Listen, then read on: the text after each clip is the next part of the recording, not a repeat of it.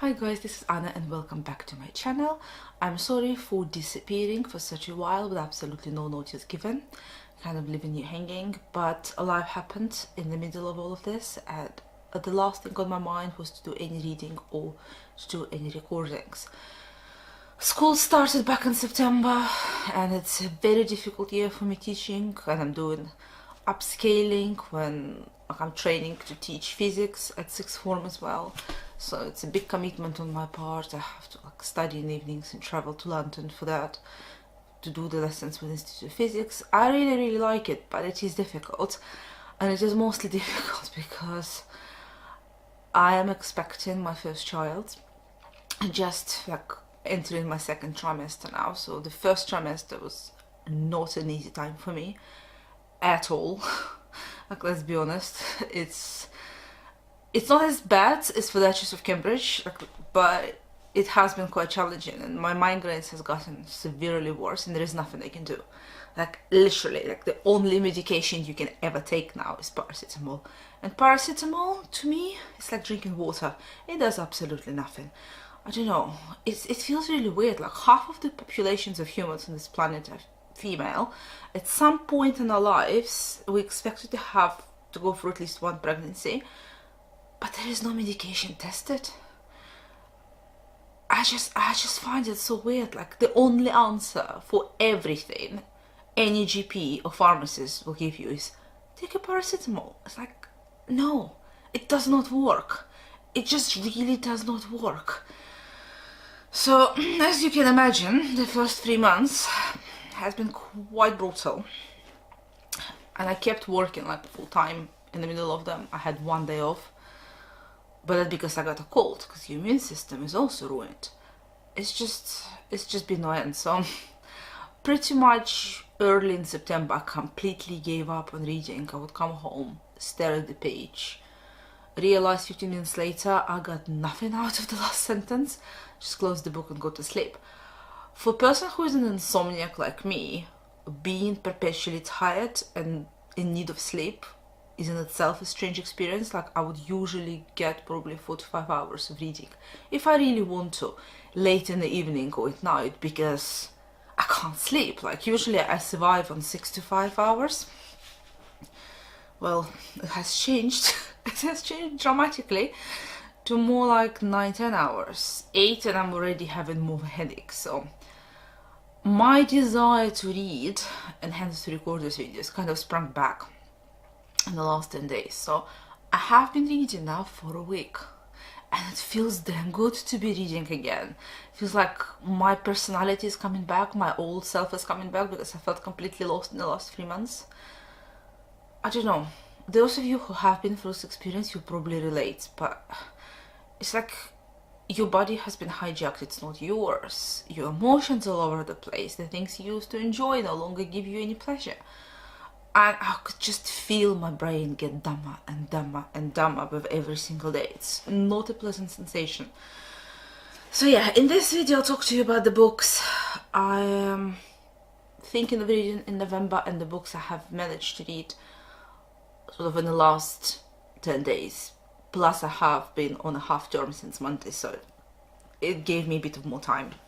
So I'm going to start with the books I have physical copies of, and then I have also read a couple electronically. So I will insert the picture when I talk about them. So as far as physical copies go, I have read 4 books, and I'll start with the largest of them, which I have previously shown, and this is The Idiot by Liv Batuman.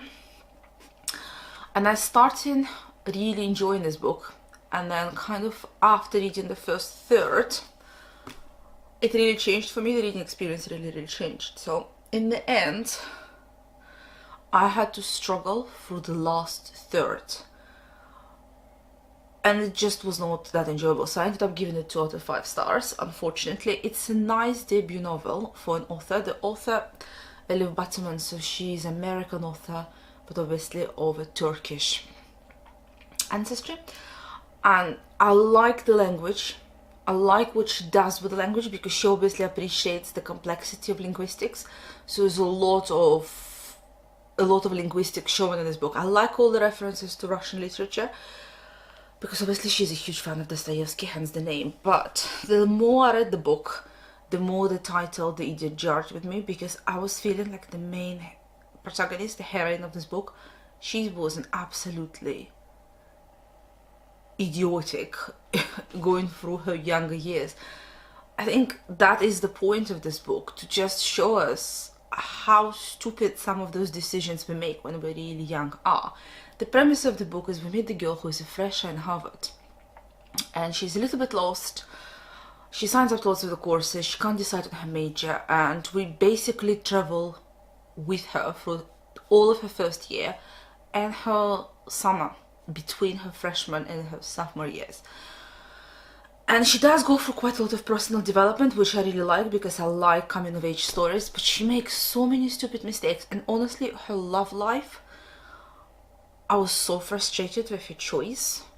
It's not my choice, I can appreciate it, but I was so frustrated with her being hung up on this guy for what seems like absolutely no reason.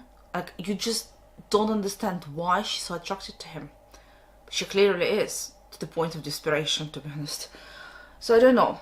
I've heard that this is now going to be turned into at least a 2-part series, so she's going to start writing the next level, so what happens to her after, like when she goes back to Harvard in her sophomore years. But I'm not really sure I will pick it up.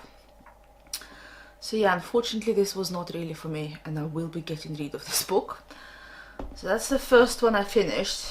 And then I finally got to read Idaho. This is a debut novel by Emily Raskovich. She's an American author, and the book came up earlier this year. And this book has gathered such positive reviews everywhere, including the booktube, that I really had really high expectations for it. I wouldn't say I don't love it. Actually, no, I don't love it. I like it. It's not bad. Particularly for a debut novel, it's really not bad. But I expected more. Particularly with regards to the writing style, because everyone on booktube has been raving about the writing style, how amazing it is. And to me, it is the writing style which let the book down, not so much the story. So in the story we meet a young woman. She's British, but she was born in Idaho, and she came back to Idaho and she falls in love with this man. And we really quickly realize that it's a family tragedy, and she ends up staying with this man. And what the book does, it shows us the events which happened in 1995 from multiple perspectives, and also through the years. So you go back before 1995 to 1995, and then all the way to 2025. I like the fact that you have the completely crazy narrator, so you can't trust anyone. It's completely unreliable. Because people have the different agenda, they might not be honest with the stamp, and also it's complicated by the fact that one of the main characters in the book has dementia. So you go through his onset of dementia all through the years, and you can see the impact it has on his life and on his memory, on his perception of events. That was really nicely done. But the language itself, you know, sometimes on BBC, like on, I don't know, I only have BBC, I don't really have any other channels. Like when sometimes I want to listen to something, like they play in a classical movie I quite fancy, or a program, if I'm cooking or I'm cleaning, I can't just keep my eyes on the screen. So what I do, I switch on the sound for the visually impaired people. So if there is a dialogue, it will play the dialogue, but if there is no dialogue, if you have those gaps, like the person is looking for the window, the scenery, or the car is driving somewhere, then the voice will tell you what's going on. So to me, a big part of this book sounded exactly like that narration, and I found it so strange. Just stop being that descriptive. It was too descriptive. And this third person narration, because I told in multiple languages, including the third person, I really disliked the third person. The first person narrations were really well done, but the third person narration, to me, sounded really stifling and really fake, and it let the book down. So, as I've said, I do like it as a debut novel. I'm excited to see what Emily Raskovich writes next. I will most likely pick up her next book, but this one is not staying in my house. So the next book I have finished is another debut novel actually, but this came up in 2015 I believe. It's called The Trouble with Goats and Sheep, and this is by the British psychiatrist actually, Joanna Cannon. So she's a practicing doctor. It's her first novel, and most of the people have read it either from last year, early this year. Mercedes from Mercedes Bookish Musing, she really likes this book. She said it was the best read she had back in January. I enjoyed this. I really enjoyed this. However, again, this is not love for me. So this is more like strong like. It's set through, again, multiple perspectives, so that's a big bonus for me. You go back in 1976, which was the hottest summer on record here in Britain, and you go through lives and secrets of a small avenue in the northern England, and a lot of the people, they really don't want to part with those secrets. They like to have this visibility of being fine for the neighbors, and they don't want to depart from it.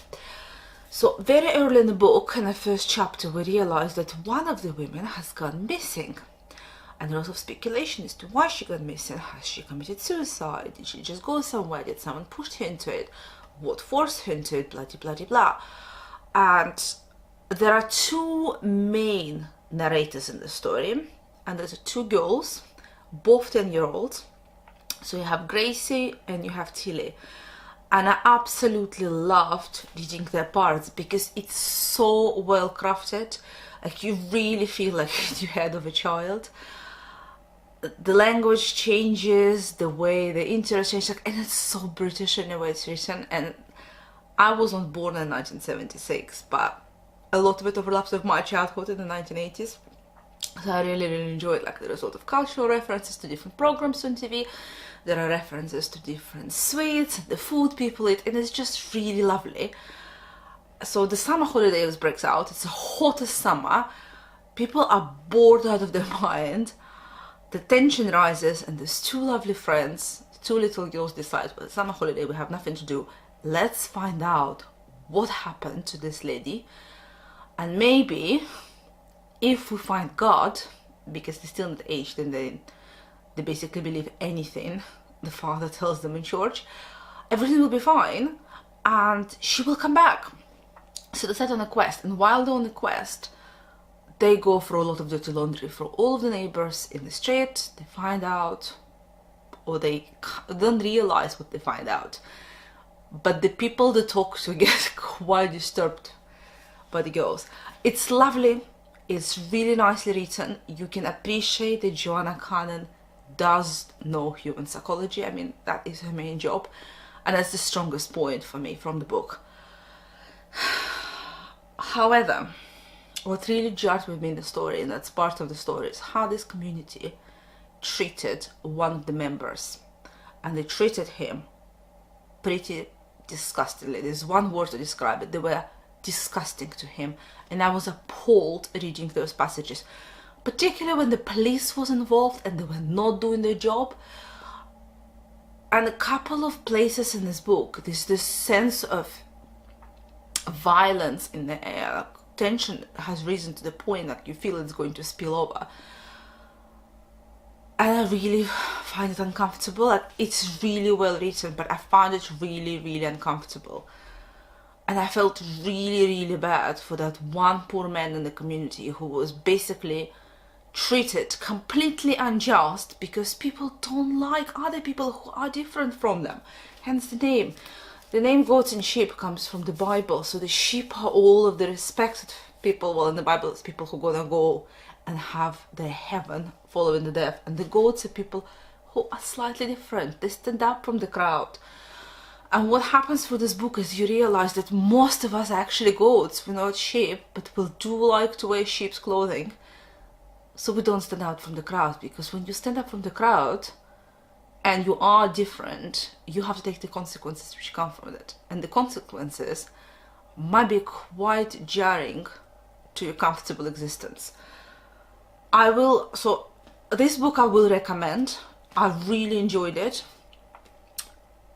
I will most likely read it again later. and I definitely will pick up another book by the same author. This one was a good read for me.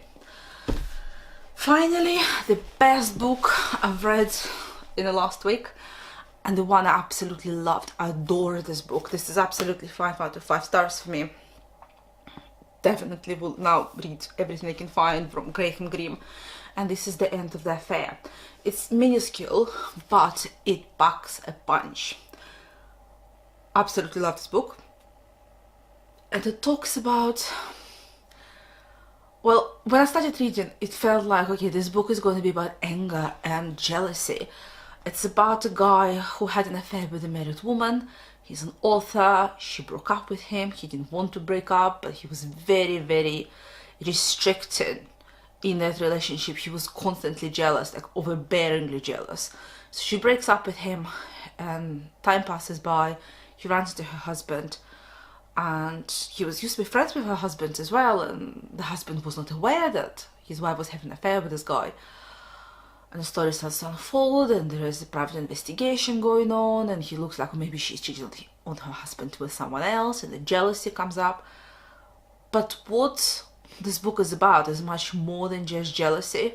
It's about the personal dialogue the protagonist has with himself and with God and his view in religion.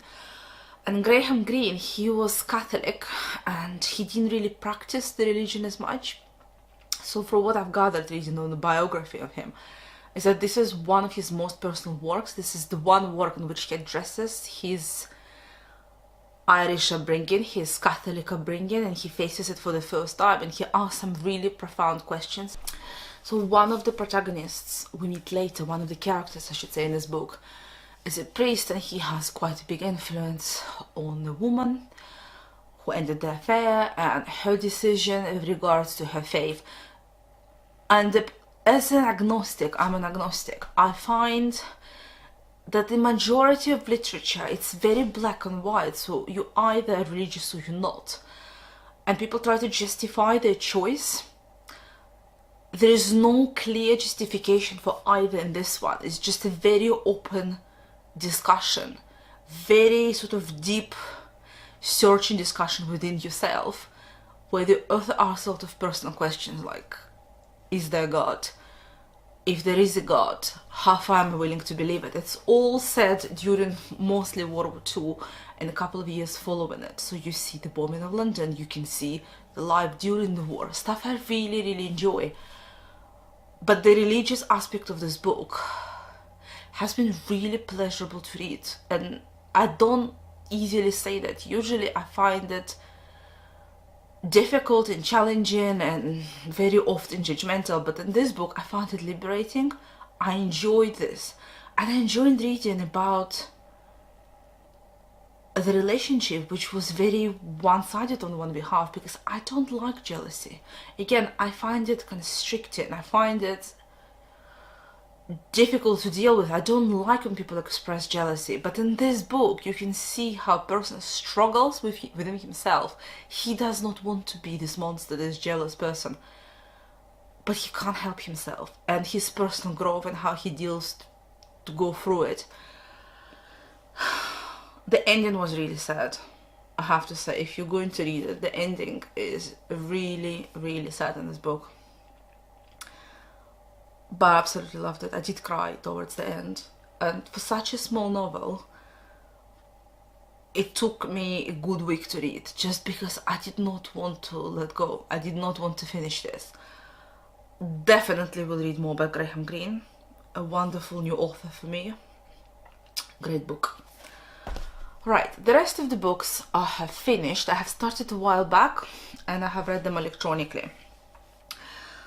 So one book I have finished, I've started back in August. I've actually started when I went to see my grandma, and that's by Belle Kaufman. It's called Up and Down the Staircase, and it deals with the life of the teacher in an imaginary school in New York in the 1960s.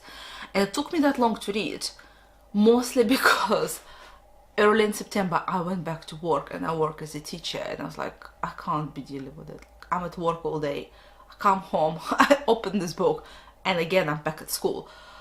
It's really, really strange to read a piece of fiction which was clearly written based on her personal experience. She's been in education for years and years and years and years. She's an English teacher, teaching in multiple schools through New York, and then she taught at the university. She was really well established, and the book made a lot of noise when it first came out in the States. It has been translated to multiple languages. It was translated into Russian back in the Soviet Union, and Belle Kaufman did actually speak Russian. So she comes from a Russian Jewish background, and she struggled to get a job in America because she had an accent, and back then you had to have perfect English in order to teach English at school. By perfect I mean you're spoken, you shouldn't have any accent, and she obviously had an accent, so she struggled to pass the exam for several years. The book is great. If you're not a teacher, you will absolutely love it, and it is absolutely honest, and nothing she describes in this book is exaggerated. Let me tell you, she underplays a lot of stuff. It is as ridiculous as in the book. Even now, nothing has changed in the past 50 years since the book was written. The school's exactly the same, and I don't teach in America, I teach in England, but it's uncannily similar. It's very, very, very similar. So if you are a teacher, you will probably chuckle and quite enjoy it because it's a very fair account of our lives. But if you're not a teacher, it gives you a wonderful glance at what teaching life is currently, just how much crap we have to put up with from the kids, from the parents, from the colleagues, and mostly with regards to admin. There is just so much admin.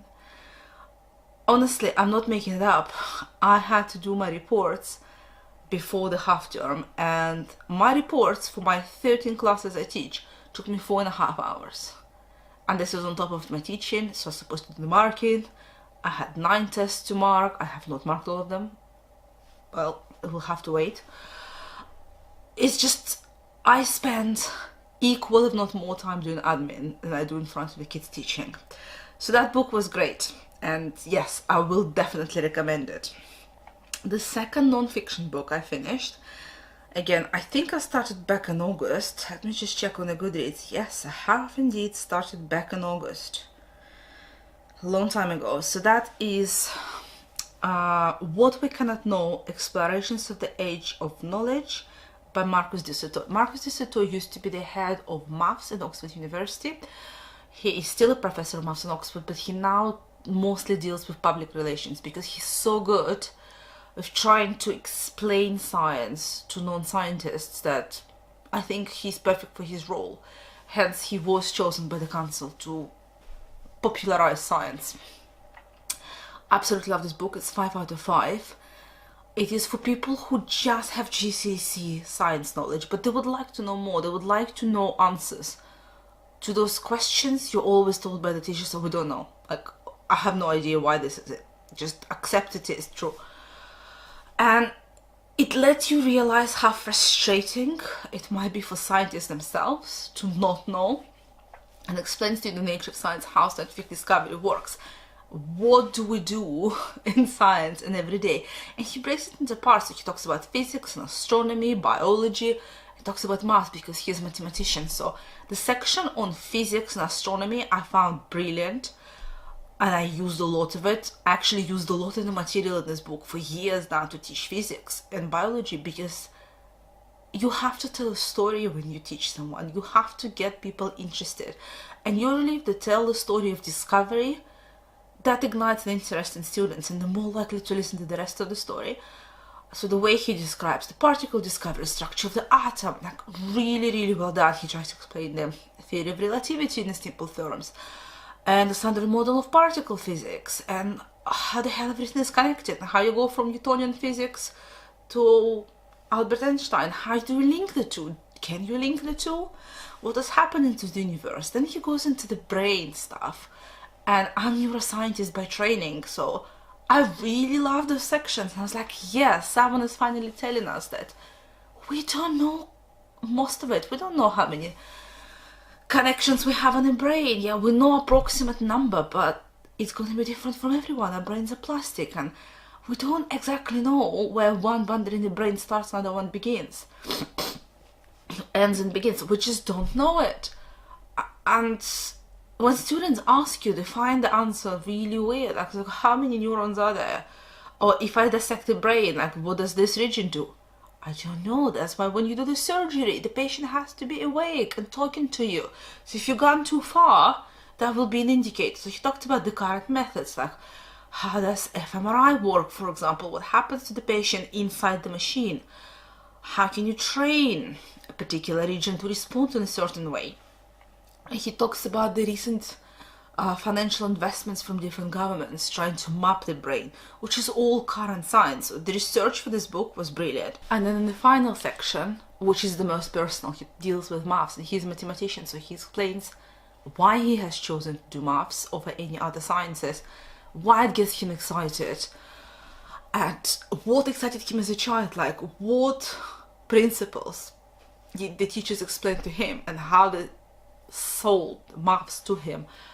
And I just really enjoyed it. I read it with a smile. It's a non-fiction book, mostly aimed at people who just have like the basic GCSE level science. You don't need to know more. It will give you more. And if you struggle with the concept mentioned, he will direct you in the right way so you can go and read more, because the bibliography is quite good. But take your time, because it's split into different sections, so you don't have to read all of it at once. You can like focus on the maths and then have a break for a couple of weeks and go back and pick up the brain stuff. It's completely different, so you don't have to read continuously. So that was really, really good. That's 5 out of 5. And then the final book, which I listened to, is an audiobook. That is Deborah Levy's Hot Milk, which was shortlisted for the Man Booker Prize last year, in 2016. And I read it when we went to Venice for a couple of days, so I listened to it as an audiobook on the plane and when we were traveling within Venice. And I have to say, I was really pleasantly surprised. I expected a bit less from reading the synopsis of the book. It deals with the mother and the daughter, their internal relationship, and the mother has some sort of disease, and she basically has this transient paralysis of her legs, and no one knows what it is. So it's a final decision to work out what the hell is going on. Both mother and daughter go to south of Spain. There's a very renowned doctor. It's quite expensive. They have to remortgage it. No, I don't think they remortgage the house. They take the loan. So they go together and they try to work out what it is. But the story is way more than that. It talks about this girl, the daughter, and the journey of self-discovery. Because you realize pretty early on, probably in the first 25 pages, that not everything is right with their relationship.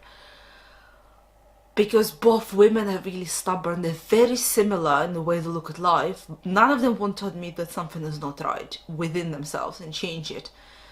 Because both of them are really, really intolerant. And it was really nice to read it. I really enjoyed it. I would highly recommend it. There are some parts which I found difficult, so I ended up giving it 4 out of 5. The parts which jarred with me were... It's the tendency of Deborah Levy to go into symbolism, particularly with regards to sexuality and self-identity as a person, so sexual self-identity. And like, it's nice to talk about it, but it's not the main premise of the book.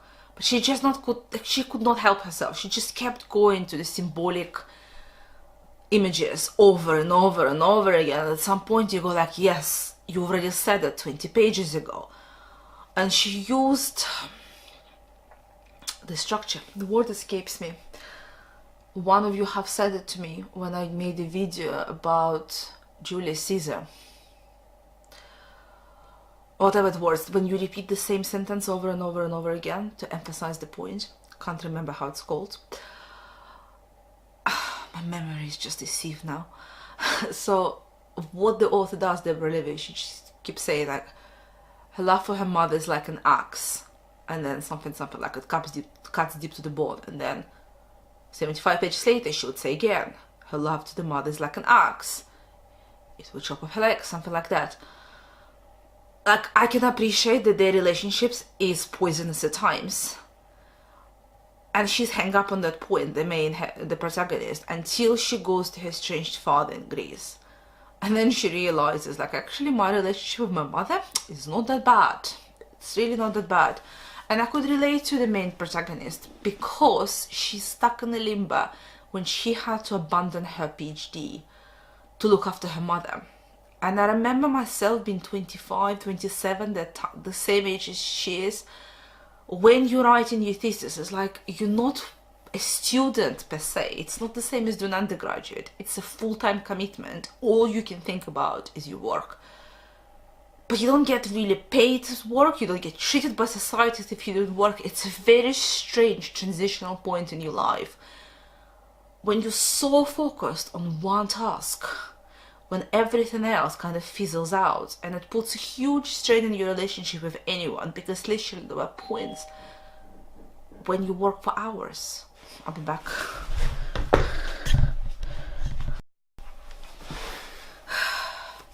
Sorry guys, postman, life happened. So where was I? Yeah, I was talking about PhD. So that single determination when you're so focused on one thing can be very constraining to your relationship, and you become really focused on yourself and you overthink everything and you only put it from your own personal perspective. I don't know if that's making any sense, but I could really relate to the main character, to Sophie, because I was in those shoes. So to me, psychologically, Deborah Levitt really done a fabulous job. It's a very realistic book, and the way she deals with the parents divorcing, Sophie's parents divorcing years ago when she's a child, is also really well done. My parents have divorced, and I found when reading this book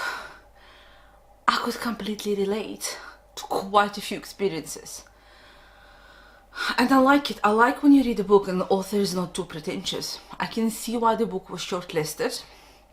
Quite frankly, I'm still struggling to read the book which won the Booker Prize last year. I'm really not enjoying it.